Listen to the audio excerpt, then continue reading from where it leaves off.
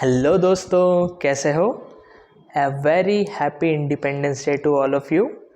Since आज Sunday है और आज मैं आप लोगों के साथ अपनी जेई प्रिपरेशन का एक्सपीरियंस शेयर करता हूं और आज का हमारा टॉपिक होने वाला है common mistakes by JEE aspirants. देखो, हमें पता है कि आप लोग भी इस फील्ड में न्यू हो, आपको नहीं पता है कि क्या चीज़ कैसे करनी चाहिए। तो अब सीखते हम या तो दो तरीके से हैं। पहला, ठोकर खाने के बाद जब आपको लगता है कि हाँ यार, आपने जो तरीका अपनाया वो इतना अच्छा नहीं था। सेकंड, दूसरों की मिस्टेक से।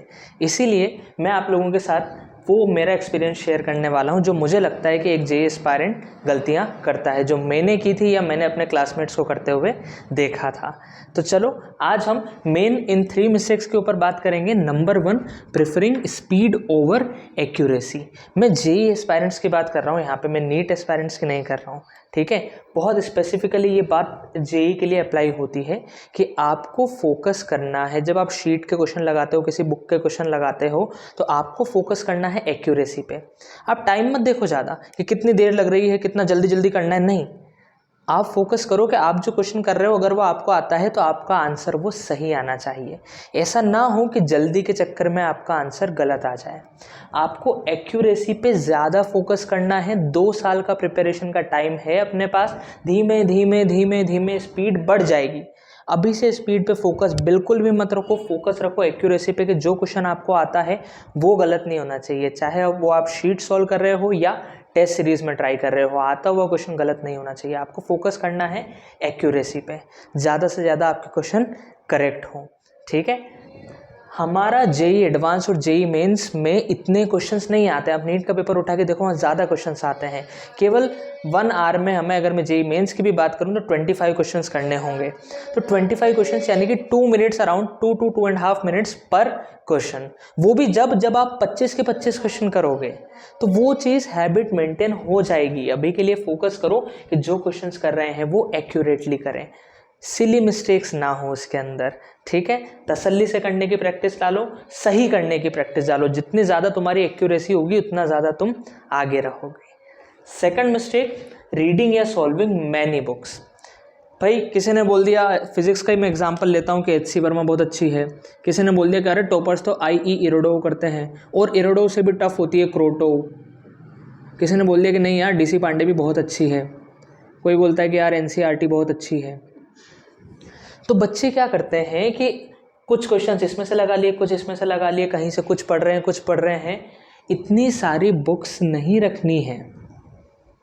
आप जिस भी टीचर को फॉलो करते हो उस सब्जेक्ट में, उनकी बात सुनो, जो वो बता रहे हैं। आप कोचिंग कर रहे हो तो आप जो कोचिंग के टीचर्स ने बताया है कि भाई क्लास नोट्स, आपकी शीट्स, और अगर एक आध बुक उन्होंने सजेस्ट करी है इनमें से तो वो सॉल्व करो। इतनी सारी बुक्स नहीं सॉल्व करनी है। मैं वापस बोल रहा हूँ, क्लास नोट्स और इसके साथ आपकी शीट्स, और इसके अलावा इनमें से कोई भी एक बुक। जैसे हमारे टीचर ने हमसे एचसी वर्मा करवाई थी तो मैंने क्लास नोट्स, एचसी वर्मा और एलन की शीट्स की थी।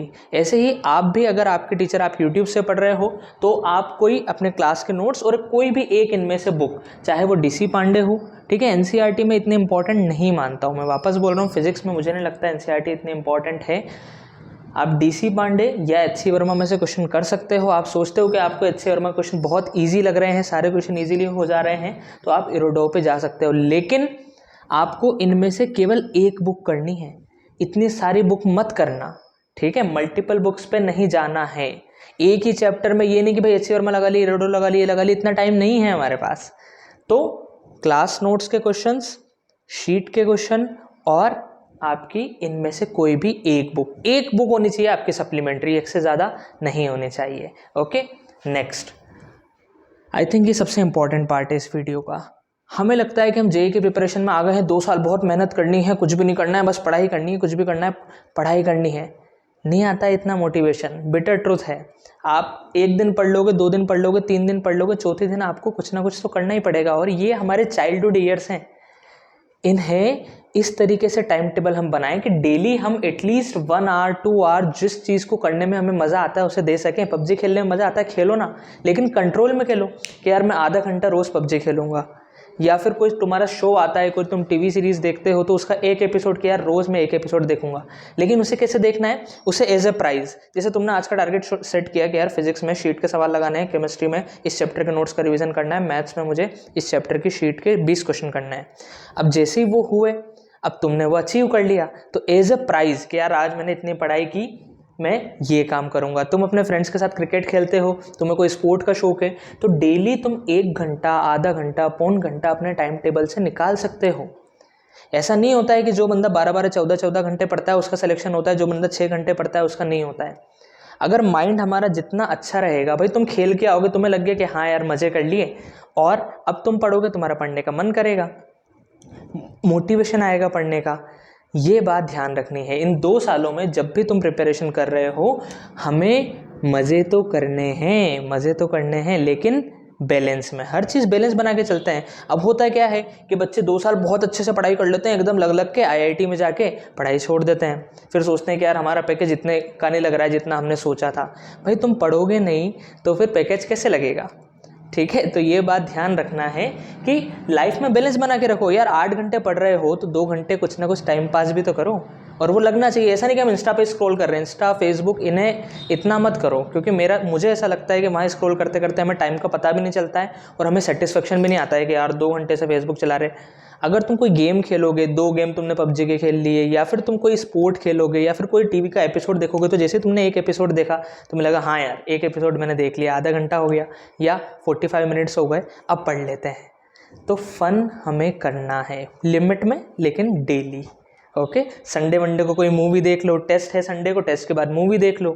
तो एक कुछ ना कुछ हमारी लाइफ में बैलेंस रहना ही चाहिए। तो आई थिंक ये 3 मिस्टेक्स के बारे में आज हम बात करेंगे। तुम्हारा क्या ओपिनियन है मुझे कमेंट्स में बताना, कोई डाउट हो तो बेझिझक पूछना। ठीक है, बाय बाय।